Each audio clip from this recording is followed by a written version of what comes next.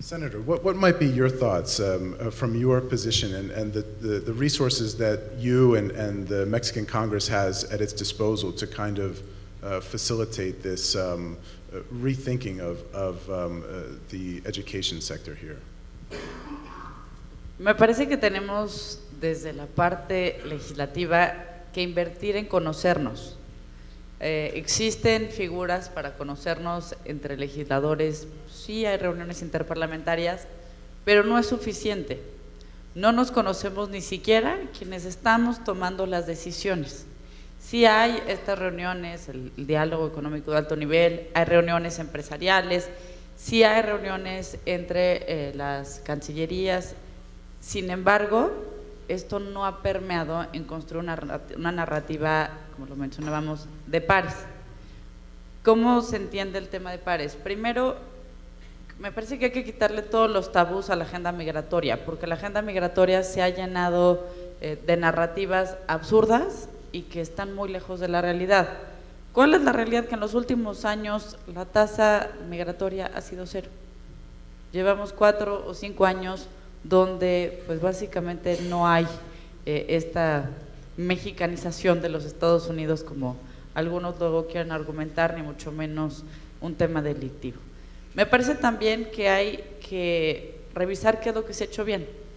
En la agenda comercial sí hay un juego mucho más de pares, y hay un juego de pares porque hay reglas, porque hay arbitrajes y porque las consecuencias de esos arbitrajes son caras y se cumplen.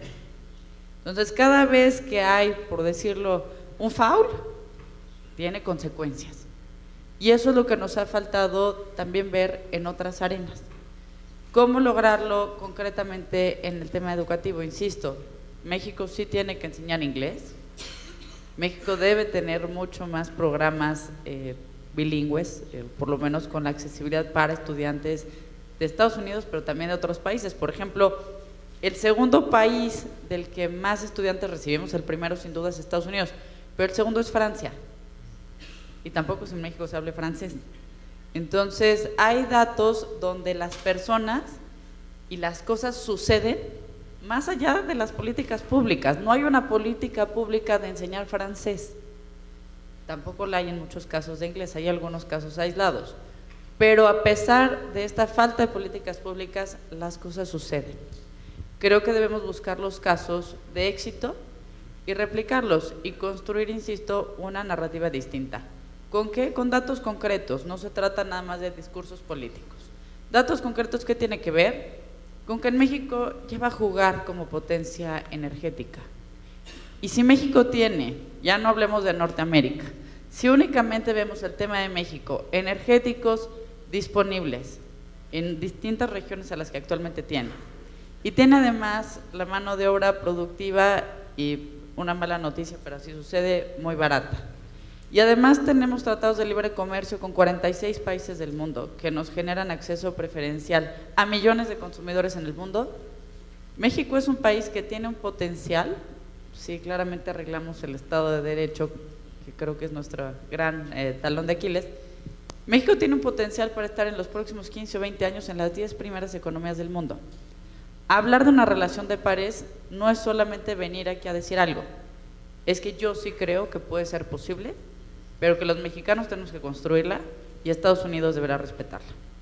Oh, this is very, very interesting, and there's this sort of theme developing in our conversation today about the relationship between economy and the education and the sort of human element that surrounds all of this. And just a few moments ago, the Chief of Mission was describing public-private partnerships. And this really brings to mind a lot of the work that you, Mr. Hunt, have done, and Mrs. De La Vega Foster have done as well. And I'd like to hear your thoughts about, you know, in some of the, I guess, success stories that the Senator was describing that are important to really celebrate. What kind of efforts are we doing here regionally in New Mexico, West Texas, and Chihuahua with public-private partnerships to develop sort of this bivalent relationship between the human element, the societal element, and also the economic element? I'd be very interested to hear about that. Oh, okay. Well, one of I think the successful private-public partnerships that we both have been working on is in the sports area. And for us, that vision is how sports contributes to elevating the quality of life in the region. And we've seen in El Paso, through the El Paso Chihuahuas, we've tried to bring a team that talks about us, about the border, about our region. That's where our name comes from, no? We're in the Chihuahuan desert, both Juárez, El Paso. And now we're doing it on the Juárez side with a professional soccer team. And again, we incorporated the name Los Bravos, which is romantically speaking about the Rio Bravo, which is, you know, the river that water brings life to a region. And so yes, we're convinced that public-private partnerships are very successful. In Juárez, we have another example, the Children's Museum, La Rodadora, an interactive children's museum that's world-class.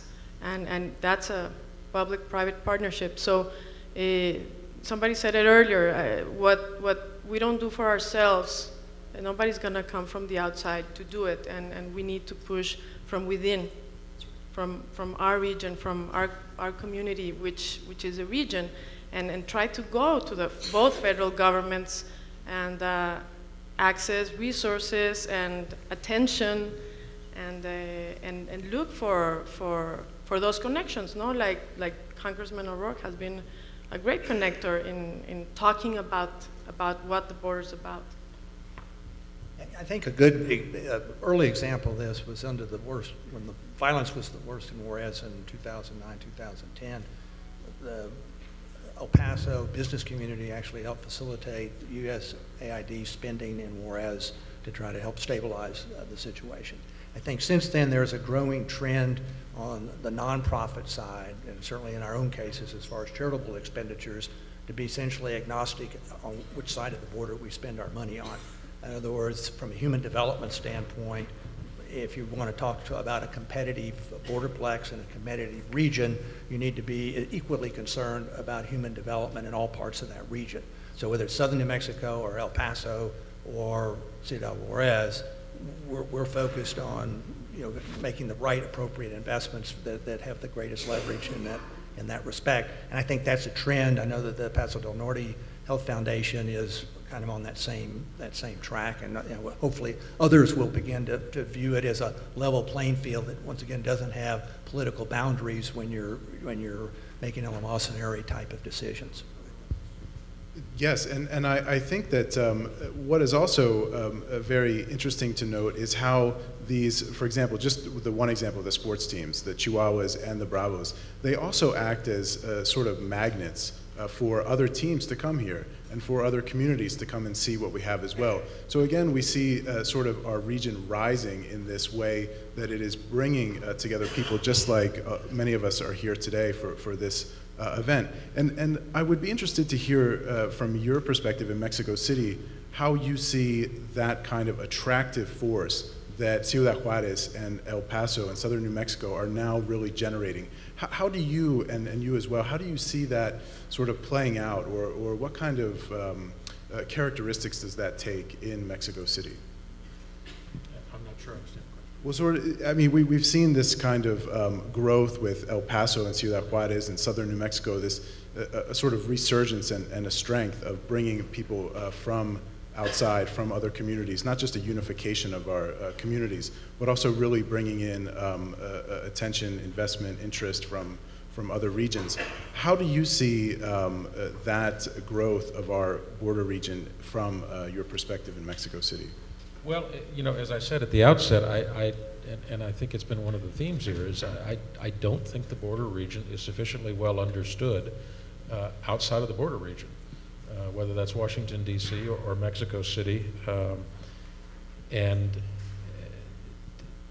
that's kind of a shame because of its importance, because of its dynamism, because of its economic relevance to both countries. As I said at the outset, I do think that we're doing a better job today than we've ever done at any point in our joint history of prioritizing border infrastructure and of working in some ways Let me put it this way. When I came here for the first time 25 years ago, I realized that in some ways this border is everything, and in some ways it's nothing. It's everything in the sense that if you're a businessman, you've got to get your product across. If you're a person who wants to travel, you have to get your border crossing card. You have to fight the line at the bridge. So it eats up a huge amount of your life, that border. But in other ways, it's nothing because of the way families move back and forth across that border. You might start your day in Ciudad Juárez or Matamoros. You might go to lunch in Brownsville. You might come back for a family event in the evening, and you might. It's everything and it's nothing. I think one of the biggest challenges for us going forward is to make the border, not the border region obviously, but the border less relevant than it is. And I see all my CBP colleagues over here in force. You know, a couple of very exciting things are about to start this year. Pre-inspection in Laredo and in Otay Mesa in California. They're small projects. Keep your eye on that. That's, I think, a very exciting development. I think that's, if it works well, if we're smart, we do it right, if both governments buy in over time, I think you're going to see that expand. In other words, I think you're going to see the border as a barrier become less relevant to your lives. That's interesting, and I think we're at the 20th anniversary of Century, right? Is that right, this year or later this year? Making me feel old. Well, it's just interesting to see that this development to make that border less relevant in real political regulatory structures is happening and it's growing.